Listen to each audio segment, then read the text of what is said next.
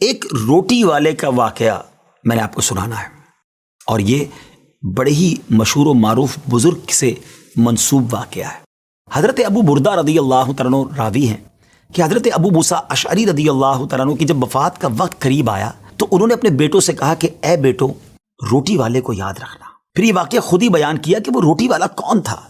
آپ نے کہا کہ ایک شخص تھا جس نے 70 سال اللہ کی عبادت کی، بڑی عبادت کی، مگر 70 سال بعد جب وہ باہر آیا تو شیطان نے اس کو بہکایا اور وہ ایک عورت کے فتنے میں مبتلا ہو گیا۔ 7 دن اور 7 راتیں وہ اس عورت کے ساتھ رہا، غلط کام ہو گئے۔ اب اس کو پھر شرمندگی ہوئی کہ یہ میں نے کیا کیا، 70 سال عبادت کی اور یہ 7 دن اور 7 راتیں میں نے گناہ میں گزار دی۔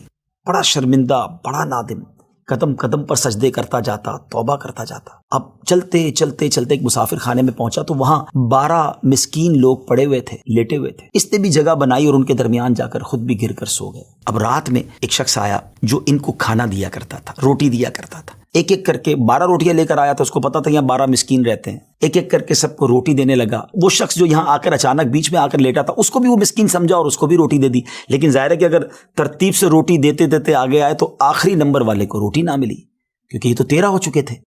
تو بانٹنے والے سے اس مسکین نے کہا کہ تم نے آج مجھے روٹی کیوں نہیں دی؟ اس نے کہا میں نے تو سب کو ایک ایک روٹی دی، کسی کو 2 نہیں دی۔ کہا تم مجھے روٹی نہیں دے رہے ہو؟ بہرحال وہ ناراض ہو گیا کہ ٹھیک ہے، پھر تم اگر یہ سمجھتے ہو کہ میں بددیانتی کر رہا ہوں تو میں تمہیں کچھ بھی نہیں دوں گا۔ یہ کہہ کر وہ شخص تو چلا گیا، مگر وہ مسکین بیچارہ بھوکا رہ گیا۔ اب وہ شخص جس نے ابھی توبہ کی تھی، پہلے 70 سال کی عبادت بھی کی ہوئی تھی، اس کو خیال آیا کہ میری وجہ سے اس مسکین کو روٹی نہیں ملی ہے۔ بھوک اسے بھی بڑی تھی، مگر اس نے وہ روٹی اسے دے دی۔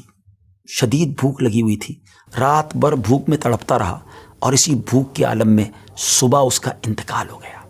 حضرت ابو موسیٰ اشعری رضی اللہ تعالیٰ عنہ فرماتے ہیں کہ جب یہ شخص اللہ کی بارگاہ میں پہنچا نا تو ایک پلڑے میں اس کی 70 سال کی عبادت رکھی گئی اور ایک پلڑے میں وہ 7 دن اور 7 رات کے گناہ رکھے گئے۔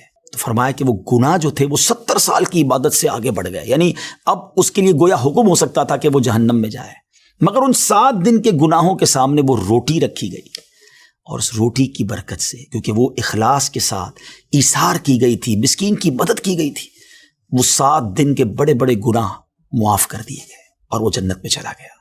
پھر آپ نے اپنے بچوں سے کہا بیٹا روٹی والے کو یاد رکھنا۔ ناظرین، یہ واقعہ واقعی دلوں کے تار چھیڑ دیتا ہے۔ 2 باتیں سیکھنی ہیں کہ بعض اوقات کچھ لوگ کہتے ہیں یار میں نہیں بہک سکتا، میں تو بڑے اچھے ماحول میں ہوں۔ نہیں جناب، شیطان نے بڑوں بڑوں کو بہکا دیا ہے۔ ہمیں اپنی صحبتیں اچھی کرنی ہوں گی، اللہ کریم سے شیطان کے مقابلے میں پناہ مانگنی ہوگی اور اپنے آپ سے ڈرتے رہنا ہوگا کہ نہیں میں بھی گناہوں میں مبتلا ہو سکتا ہوں، مجھ سے بھی کوئی بڑا گناہ کہیں نہ ہو جائے۔ توبہ کرتے رہیں، ڈرتے رہیں، خوف رکھیں اور اچھی صحبت اپنائیں۔ اور دوسری بات، صدقہ جو ہے نا وہ گناہوں کو مٹا دیتا ہے۔ صدقہ اللہ کی بارگاہ میں بڑا پسندیدہ ہے، غریبوں کی مدد کرنا یہ اللہ کو بڑا پسند ہے۔ ہمیں بھی چاہیے کہ وقتاً فوقتاً اپنے غریب پڑوسیوں، غریب رشتہ داروں، غریب مسلمانوں کی مدد کرتے رہیں۔ اور دعوت اسلامی کا شعبہ FGRF سبحان اللہ دکھیارے مسلمانوں کی شاندار انداز میں مدد کرتا ہے۔ سیلاب زدگان کی مدد کتنے بڑے پیمانے پر کی گئی، اور یہ سارا سال ہی اب کچھ نہ کچھ سلسلہ رہتا ہے، تو آپ بھی FGRF کا ساتھ دیجیے، دکھیارے مسلمانوں کی مدد کیجیے۔ اللہ آپ کے رزق حلال میں برکت عطا فرمائے اور ہم سب کے گناہوں کو معاف فرمائے۔